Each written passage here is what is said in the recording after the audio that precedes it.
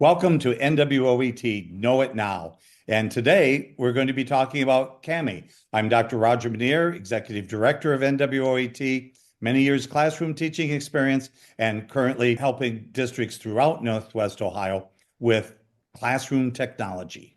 Judy? I'm Judy Tucker, and I'm a consultant at NWOET after retiring from the classroom. And I love technology, and I'm really looking forward to learning more about Kami because it's one of the tools I have not used.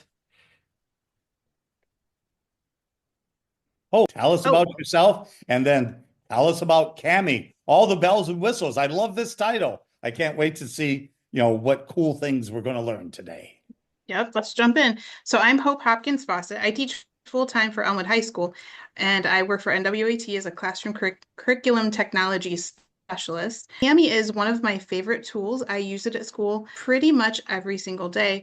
It's an annotation program, but it does so much more than annotation. We're going to go through today and see a lot of the other things that it does too, and then we'll also look at the annotation pieces that are in there that are things that are pretty common when you see other annotation softwares. So pretty much covered that. We can pull information into Kami from PDFs. If you have things stored on your cloud, for Google Cloud, or for your Microsoft, you can pull from there. You can pull from your device. And one of the things that's really great about Kami is you can also use it for collaboration. Sometimes put links out to my students, and my students will do a virtual whiteboard session where everybody's working on their own problems on Kami at the same time, and I can have it up on my BenQ, and so everybody can see what everybody's doing, and we can go over the different problems that they do. I teach math in my classroom. So this is just what the opening screen looks like on Kami. I'm going to switch over from my slides to Kami so that you can see that. I think you'll appreciate that more. So this is what the opening screen looks like when you get into Kami. It starts off showing you where you can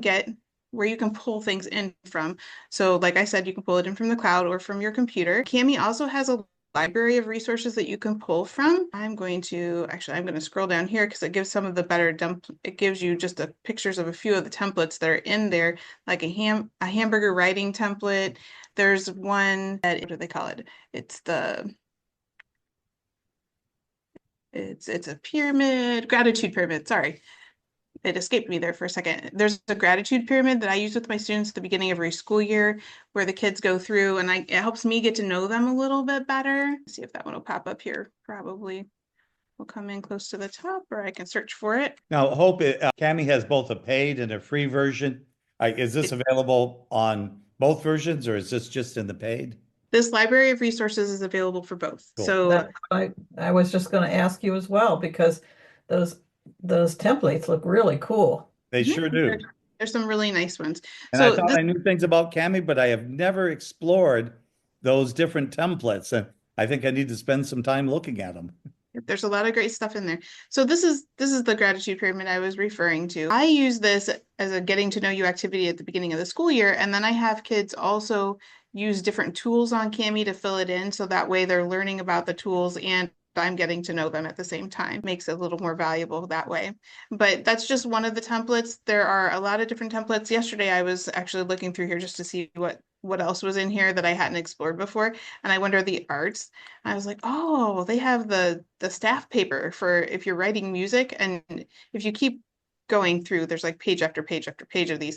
But if you keep going through, they have staff pages with the different clefs on it too. And then design your own sweater. So you could do an ugly sweater competition at Christmas and have kids design their own sweater. Or if you're studying monarch butterflies, you could have kids use this and fill in the proper colorings on a monarch butterfly. Lots of different options that are there. You know what you're looking for, it helps a lot, but it's kind of fun just to look through them either way. So that's one of the things that I wanted to show you. All right, we're gonna go back up here to the top. So that's in the top 4. If we move on down, it shows us that we can either create a blank page, which that allows us to just have a blank page you can pick if you want it to be like grid paper or notebook paper. It gives us options there. Or we can create Google Classroom assignments. This integrates really, really well with Google Classroom. I actually like assigning assignments through this better than through Google Classroom. It's actually more user-friendly, more intuitive the way it's set up. Moving on down, we have some AI options. I have not had great luck with the AI with Kami. It is one of the things I don't like about Kami, and there's not much that I don't like about Kami. I have one that I pulled up that I tried just to kind of give you an example of what it looks like. So I took regular test that I had for my classroom where we were converting measurement. It's taking a little while to load here, sorry. And it converted it into self-grading tests. It starts off great. So my first 2 questions here, choose the unit of measure that's more precise. You're going to choose a smaller one, of course. And here it converted those and it did fine. But then you get down to this next section where you're supposed to be converting inches into feet, and its multiple choice options are just different vocabulary words. They're not numbers at all. Not numerical. Interesting. Right. So it did not do well with that at all. And because I teach math, that's what I have thrown in here the most times to see how it does. And it really has not done a good job for me with my math class. So I do not use the AI on Kami, but if you teach English or history or something, I'm sure you could throw things in there and see how it does with that too. That this is always dangerous in a live recording. Oh, but kind of advanced organizer. If we have time at the end of today's session, I'd love to come back and have you just play around with the AI for us a little bit and see it live. But keep on can do that. sharing. Thank you. Yeah. We'll keep moving through here. Text recognition is another piece that I really like for Kami that has nothing to do with annotation, but it's extremely useful. You can take any document that you have. It can also be scanned documents. We have a teacher that scanned her textbook because it was an older textbook that didn't have an audio version. So she took it and she scanned it, put it into this text recognition, and then Kami could read the textbook to the students. So I'm going to show you quick how this works. It just allows you to pull in from whatever source you want. I have a Charles Dickens thing in here that I was going to pull in, a Dickens biography. So the OCR kicks in, it starts processing it, and it makes it so that it becomes readable, and then I can download it. And then if I using Kami, here's it is not going to let me open it that direction. I'm going to do it from the other direction.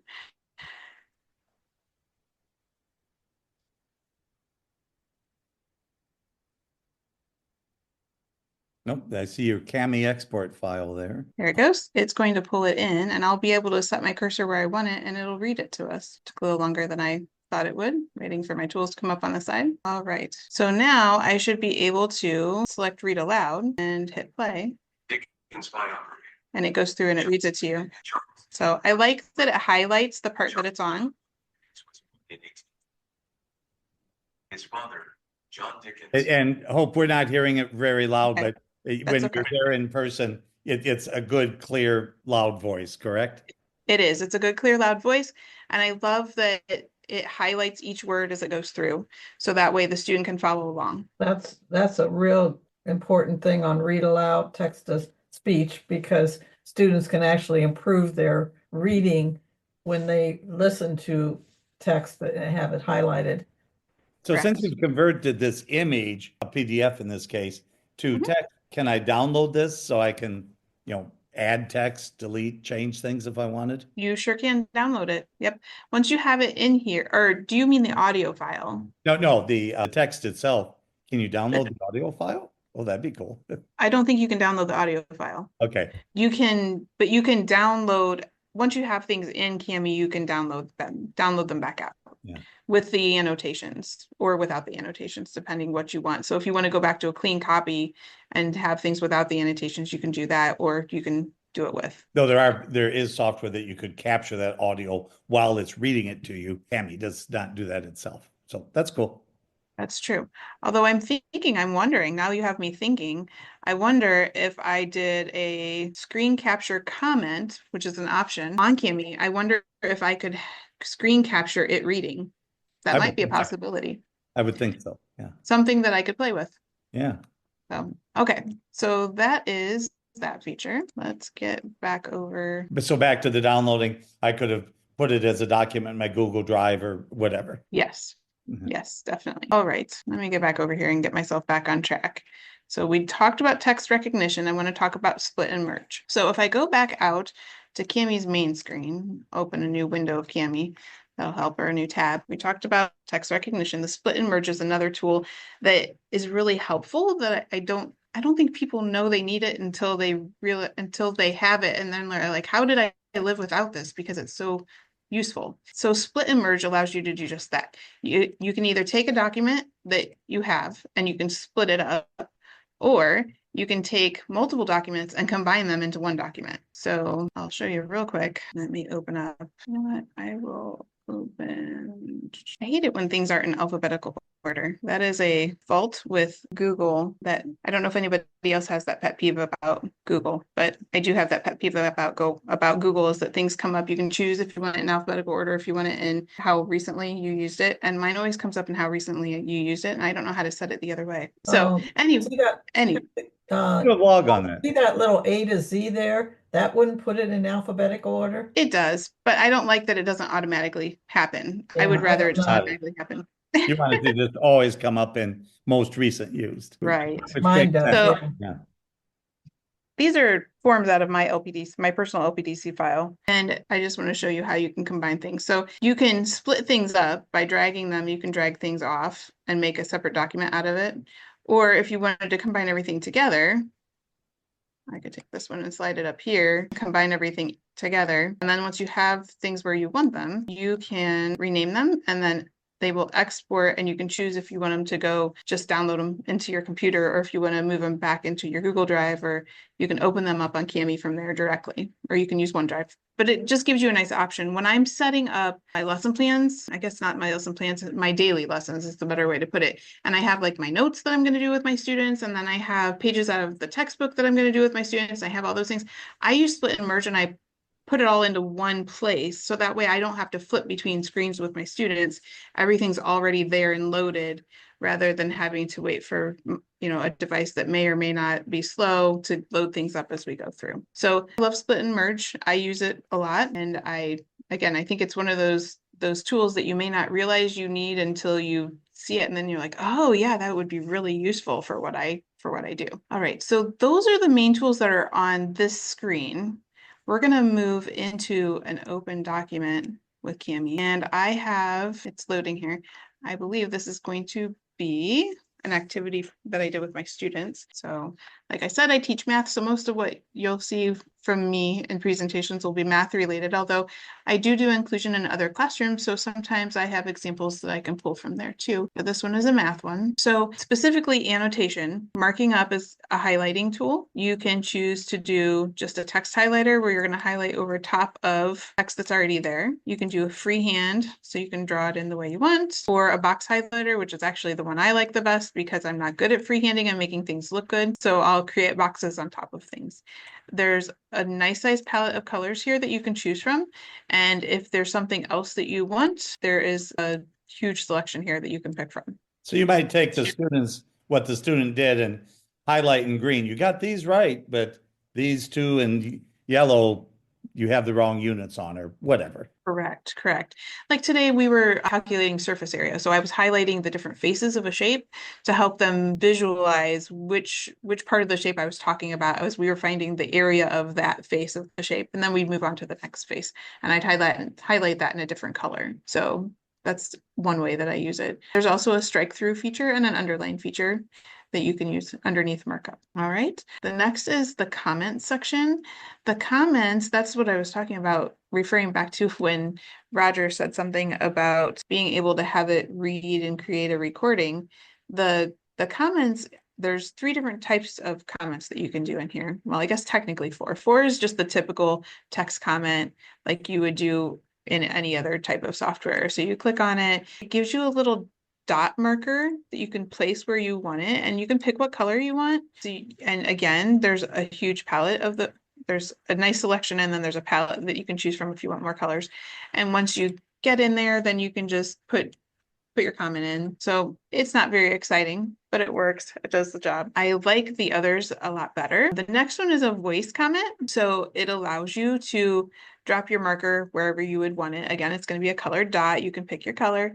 And then as soon as you drop that dot in, it'll begin recording your voice. It'll record the audio, and then it gives it gives the student the ability to hear what your comment is rather than having to read it in text. I teach special needs, so that's really important for some of my students to be able to have the opportunity to hear rather than read if they have print difficulties. Another one is a video comment.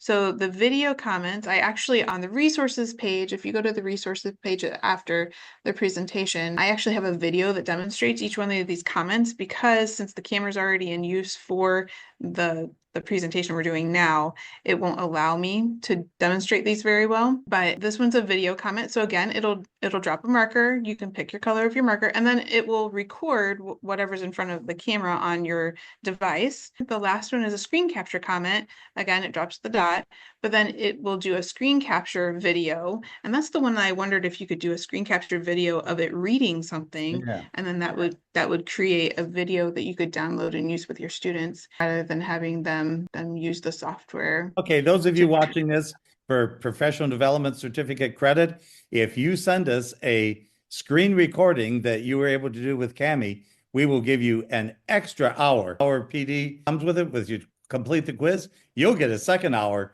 if you send us your screen recording. That's today's challenge. That's nice. So I do have, when I have my kiddos do that gratitude pyramid at the beginning of the year, I have them experiment with all of these different kinds of comments. So that way they can learn how to do that. And sometimes for an assignment, I will have them take a math problem and I'll say, hey, create a screen capture video and show me how to solve the problem. And that way I can see step by step how they're working through the problem and make sure they're processing through all the parts that they need to get through. So that's the comments section here. Text boxes aren't very exciting. We see those in a whole lot of places, and that's pretty much the standard annotation is being able to add a text box. I love using text boxes to fill out forms for things rather than printing a form out and handwriting it. Able to throw those text boxes in is really nice because a lot of forms aren't dynamic and you can't just type on them like you want to. Text boxes come in. There's a lot of adjustments you can make to these text boxes. It brings up a whole bunch of options. I do love, at least because I teach math, that there is a way to do formula type stuff in here with math problems. So like I can create fractions. It also has symbols in there. So if I want to use pi with something, I can. There's pi over there. It gives me some options. The other thing about that is the equations feature is not part of free Cami, but the text box is. You can still get to everything that you need to teach math through the text box that you would otherwise be trying to dig for the equations in the equations part, but you can do it in the free version.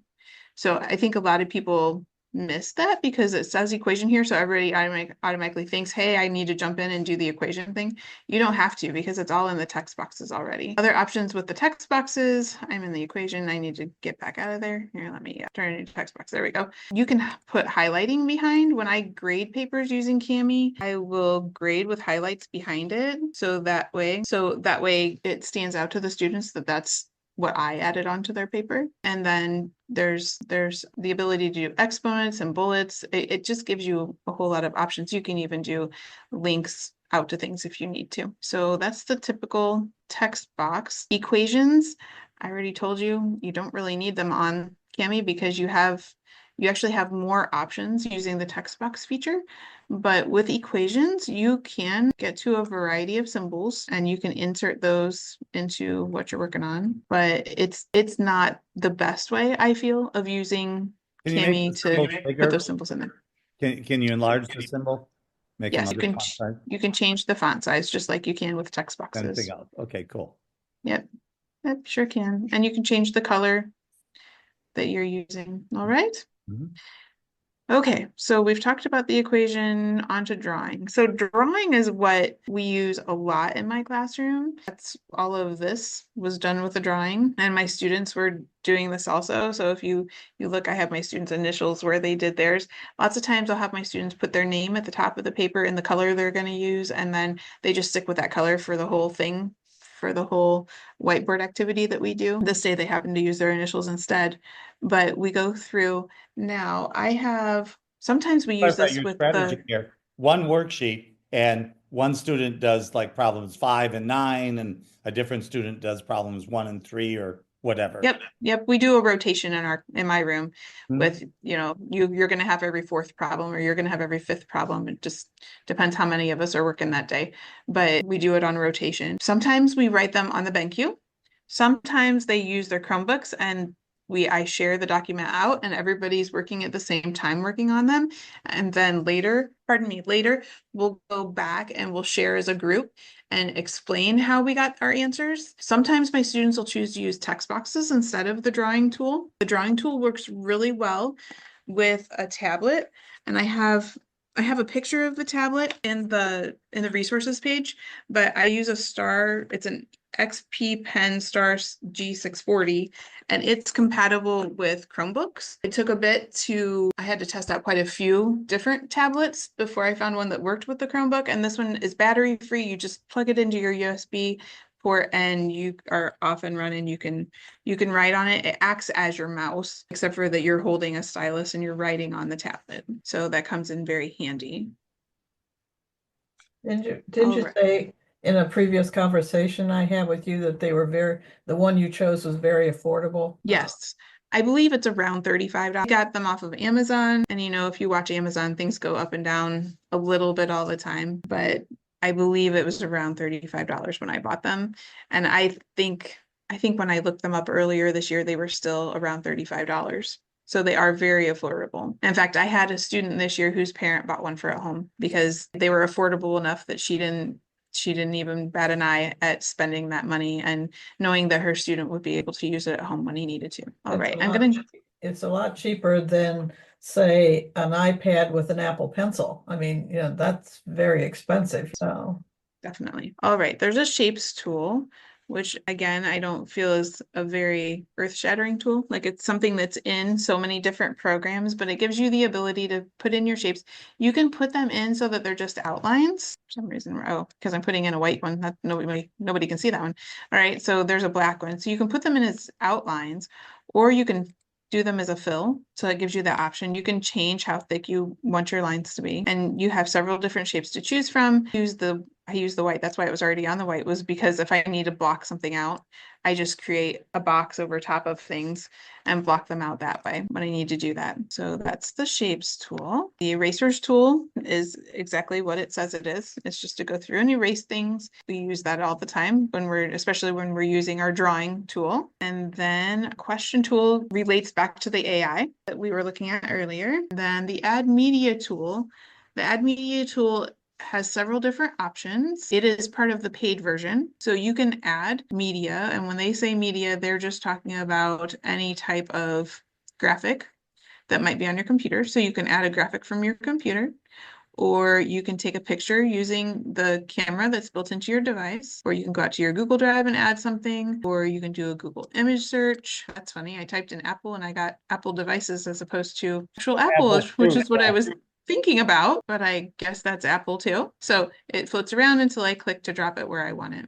And I can resize the graphic. And then you can add things from OneDrive. You can add from YouTube a video. They have graphic organizer options, which are really nice. Let's scroll down here so we get some blank space, some Venn diagram type stuff that you can use. And there's lots of flowchart type things, T-chart, lots of different options there. And then the stickers is something that I think is fun. I think these would be especially fun if you had younger kids. My high school kids don't appreciate stickers like younger kids do.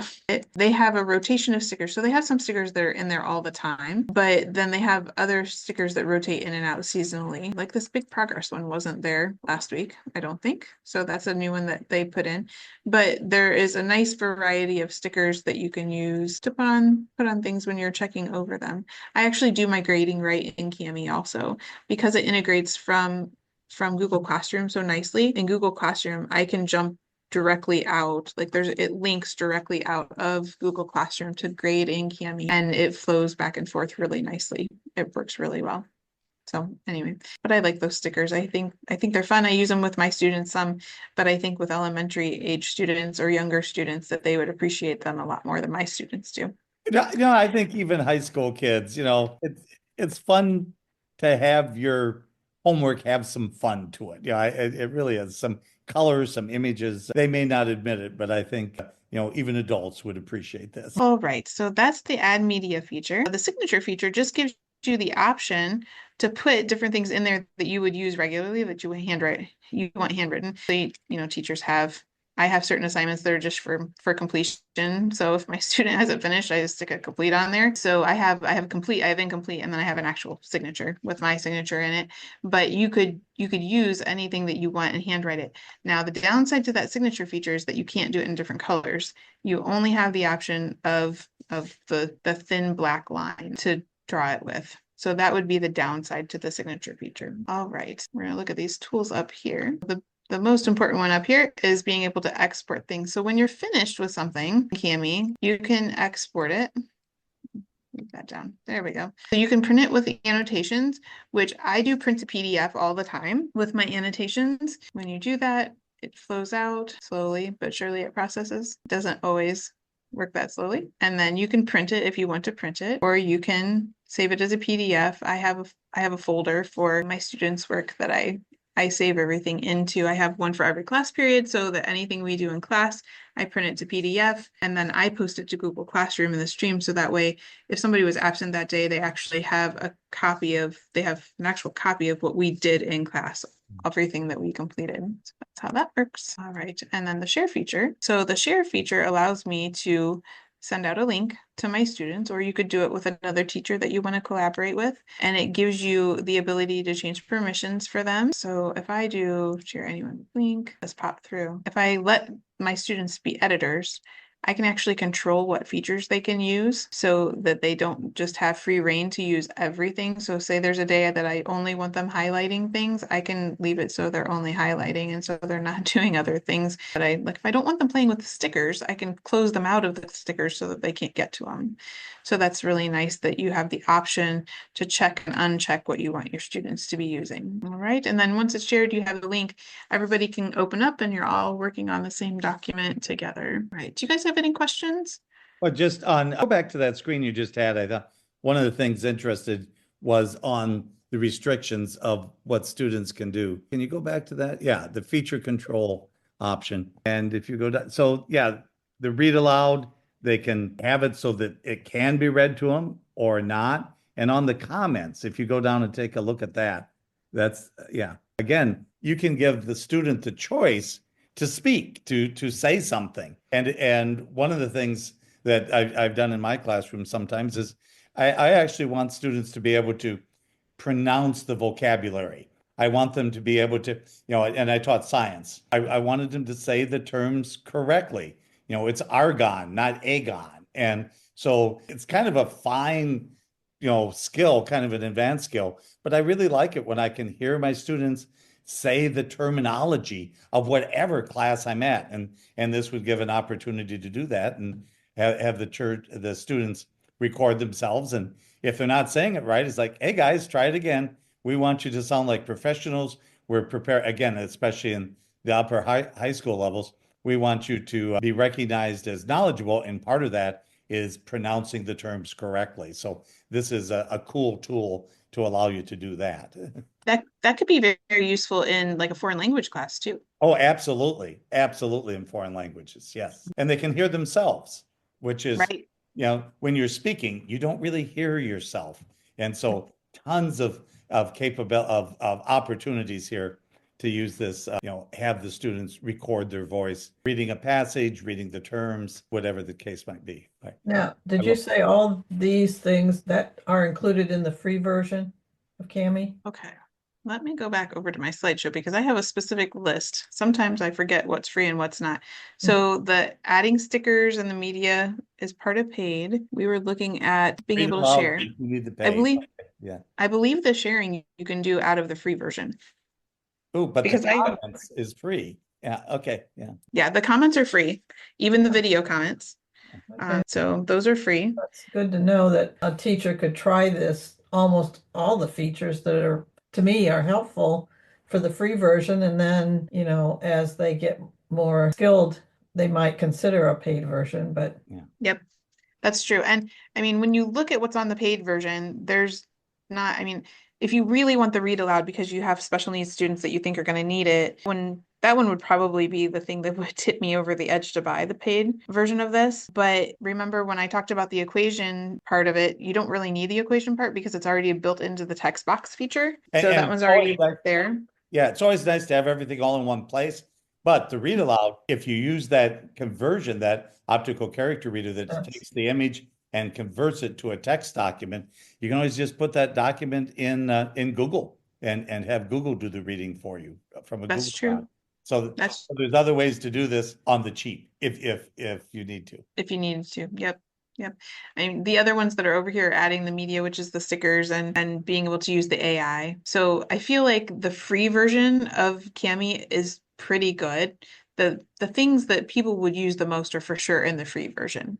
There's not something over in the paid version that is going to force somebody over there probably, except for maybe that read aloud feature, just because I know that can be really useful in certain classrooms. But we were on the free version for a long time here at our district. And then enough of us were using it that they began to look at it as a cost savings because we wouldn't be putting things on paper anymore if they would give us the paid version. And so they actually invested and got us the paid version in our district. Do the majority of the teachers use Cami in some way? They do not. Probably about 25% of our teachers use it. Well, they need to watch this video series. That's see- oh, I'm just gonna say that, especially if they're needing some professional development hours to renew their license or something. But I think, again, teachers don't have time, or they feel they don't have time to explore the new technology tools. And I think that's really what holds most teachers back from using technology, is because they don't feel like they have the time to invest in learning how to use it. And Cami is pretty intuitive. There's not a whole lot of learning that you have to do with it, because so many of the features it has are things that you can do in other places. It just brings them all together into one place. Well, and your students go into other people's classes. The students would know how to do things. They wouldn't have to teach the students from the beginning. That's true. That's true. We have a few middle school teachers that use it, and probably about a quarter of our high school teachers use it. So do you have any other questions? Well, I do have the if you have more to show us, keep showing us, but we do have a Yes. little bit of extra time. So show us what you have here. And then I'd like to, if you don't mind, Hope, go have you play around with that AI feature a little bit more too. Okay, this is actually that video that I said was over on the resources page. I forgot I had it in my slideshow too, that shows the actual Cami comments being put in that are the different ones. So I'm gonna let it play. The audio that's in there, you probably won't be able to hear, but I can tell you what's going on. If you play it from the resources page, you would be able to see it better. So it's popping over into Screencastify, I think. There it goes. So the first comment that I'm going to add is a text comment, which I already showed you guys. So it gives you a variety of different marker colors that you can use, but I'll drop the marker, pick my color that I want, and then you can just type your comment. The second type of comment is a voice comment. So again, you get to pick your marker color. You can drop your marker, and then as soon as you drop the marker, it actually starts recording. There is no grace. It goes right away. So you don't want to drop that marker until you know what you're going to say, because you're going to start recording. And then when you're finished recording, you can hit stop and then you can play it back. You can also add a text comment underneath it if you wanted. I think that kind of defeats the purpose of having the audio comment. Third type of comment is a video comment. Again, you can pick the color marker you want. And just like with the audio comment, as soon as you drop it, it starts recording. So you have to make sure that you are ready to go before you drop that marker on your page. And then when you're finished, you can play it back, and you can actually make it full screen. So that way, if you're doing something that needs enlarged for students to see it, you can do that. And then the third type of comment is the screen capture comment. And this one will actually record what is going on your screen at the time. So when you drop that, it will begin recording right away. It is going, I think. So there it goes. Now you can see it. Down at the very bottom, you can see I'm going to draw something on my main screen, and then you'll actually be able to see it show up over on the little screen where it's recording, and that's creating the video. So that way then you can play it back from there. I noticed on that first kind of comment, it has a speaker, so the student could actually just speak into that box. It does voice to text. Yep, sure does. Now, so you Oh. did a video showing us how to use the comments, but Mhm. I did. you might have done a video that explained this is how you simplify a fraction, or this is how you solve for X, or whatever today's content is. Correct. And like I said before, sometimes that's what I'll give my students as a homework assignment is you only have to do 2 problems tonight, but I want you to create a screen capture video and I want you to show me how you do the work and explain it as you show me the work. And So I give them, go ahead, I'm sorry. that's okay. I give them less problems because I know they're going to have to take a little more time to do the work, but then I get the advantage of actually hearing and seeing them process through solving the problems that they're doing. And when we talk about assignments that are AI resistant, or that the student is still going to have to be engaged and understand the process, this is one of the ways to do it. The student can get the answer from artificial intelligence, but if they have to explain it in their own words, we're going to be much more confident that they really did understand what the AI told them to put on the sheet of paper. That we are. All right. So that wraps up what I had. You said you wanted me to look at the AI though. Yeah, let's go back, and I'd just like to see you demonstrate. Obviously, I'm, very interested in what's happening with artificial intelligence across the board. And so let's see what features does Kami offer and how they work in a live taping here for Kami's AI tools. That works. All right. So this is the one that I used before that I showed you. I have here, I can pull up. Oh, I don't know if I have it in the right place to be able to pull it up. So this is supposed to take a quiz, if I'm understanding right. What Kami is supposed to do with its artificial intelligence is take a quiz I already have and turn it into a self-grading quiz. That's one of the things that the AI will do. It is. Supposed to. So I'm pulling up a set of questions over A Christmas Carol.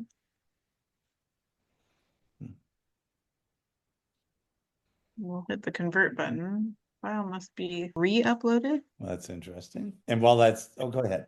There it is. That didn't take long. I feel like it just gave me back what I already had. Well, Yeah, it does. it very much looks like what I had to begin with. Okay, you have successfully demonstrated Kami AI is not yet ready for prime time. But as you said a few minutes ago, it's just taking the time to get in there and play with this.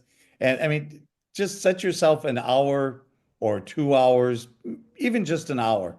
Get in there and just play with some of these tools. Try them and see how they're working for you. And we're glad to, explain to you, come in and do a demonstration for you either by Zoom or in person at your districts to just, again, play with the tools, see how they're working, try them with a real assignment that you have coming up for your students. And, that's the only way to really find out whether it's going to be a time saver or a time waster is after you do an assignment or two for real with your kids. That's my opinion anyway. There's no better way to know than to try it with your students. We have a 3-part series on Kami. This is the 3rd part. If you're watching this and this is the first video you've seen, you may want to go back and take a look at the Kami basics, the introduction to it. And then we have a Kami part 2, where we really take a look at some of the advanced features and some of the paid features. And this one where we delve even deeper into the different tools of Kami. I'll link to all 3 of the videos and the free professional development certificate that goes to each of these 3 videos will be on screen at the conclusion of today's session. Judy, anything you'd like to add or suggestions or comments? No, I want to try it because I have been using a very different, I wouldn't call it student-friendly version to edit things that are PDF, and the Kami looks like it has a lot of features that would be more helpful to me. So I'm definitely going to give it a try and learn more about it. And thank Hope for sharing all the details and her experiences with it. Hope, your parting comments, your final comments. Why use Kami? What do you think why teachers should at least give it a try? Kami has been very, what's the right word? It changed my classroom completely. When we were doing all the COVID stuff a few years ago, and I needed to have things more online instead of having them on paper in my classroom, this made that very possible. And then after all of that went away and I didn't have to have everything online anymore, I stuck with it because I no longer had to tote home papers to grade. Everything was just on my Chromebook and I could get to it. I can grade right on my Chromebook using Kami. It all integrates really well with Google Classroom. And then from the student side of it, they don't have to hunt for things anymore because everything's on their Chromebook. So they might have to figure out where to go in Google Classroom to find it, but most teachers have a very specific way that they organize within their Google Classroom. So even that isn't too big of a challenge. And it makes it so kids don't have an excuse like the dog can't eat your homework if your homework is on the cloud. Yeah. So they don't lose it and you don't lose it. It's a win-win. Now, it is. do you use the tablet or that device to mark things up too? I mean, the thing you said a separate that you plug. Yes, the XP Pen. I do my grading with the XP Pen most of the time. Sometimes I'll use the text box comment more if I'm just being lazy that day, and I'll put highlights behind them. But most of the time, everything that I grade it's handwritten, and I use the XP Pen to be able to do that using the drawing feature on Kami. So those of you that want to know about this XP Pen, and that's the brand name, there's several different models and companies that produce these things. Take a look for our Know It Now video on writing devices and XP pens for Chromebooks. And I think you'll find that interesting. We appreciate you joining us today. Encourage you to go ahead, take the short quiz that's linked at the end of this presentation. And your PD certificate will be generated and returned to you by email almost instantly. In less than a minute, you should get it. We're glad you joined us today. Any questions on your classroom use of technology, contact us at nwoet@nwoet.org. We're waiting to hear from you. Thanks all.